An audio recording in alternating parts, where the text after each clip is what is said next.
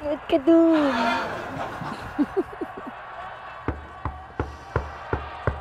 Honey, may tao. Kaya na, tinatamad ako eh. Sige na, ikaw na. Bilis na.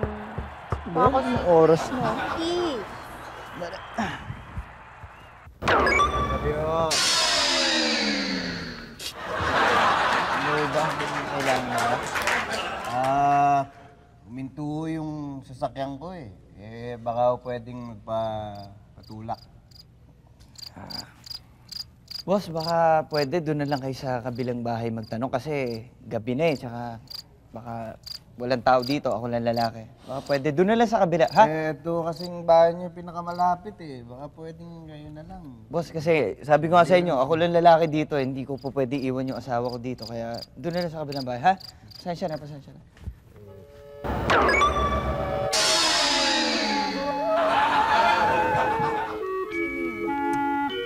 Wala. Wala.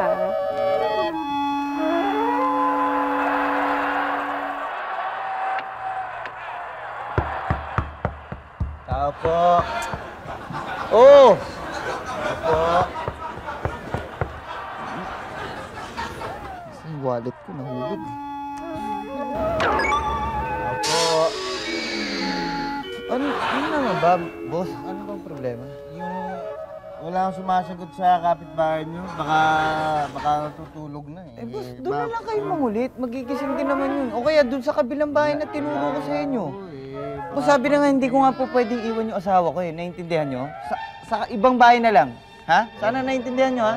Baka nakainom pa kayo eh. Sandali lang. Sige na, sige na. Hindi mo tinulungan yung tao. Honey, mukhang nakainom na yun. Mukha nga lasing na eh. Baka kung ano pang mangyari sa akin dun. Fred naman, mukha namang matino yung tao eh. Siguro nakainom lang ng konti, tsaka naalala mo nun, diba? Sabi mo nasiraan ka, tapos madaling araw, walang katao-tao, walang tumulong sa'yo, buti na lang may dumaan na jeep, tapos tinulak ng driver yung kotse mo, o diba? Tapos ngayon konting tulong lang, di mo pa may bigay. Sige. Please, tulungan ko na kawawa naman. Boss! Ah? Andyan pa ba kayo? Ako? Oo. Ikaw ba yung nagpapatulong? Oo, andito pa ako eh. Wala akong tumutulong sa akin Sige, hindi, sige. Tutulungan na kita, ha? Talaga po? Oo, sige. Andyan ka pa? Salamat to, andito Sige, po. mag-aayos lang ako ng damit. Sige, lalabas na ako. Thank you. Okay.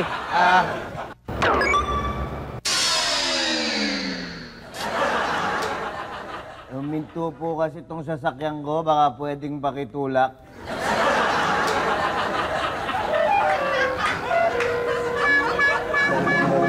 The Scooby-Doo Bubble Gang.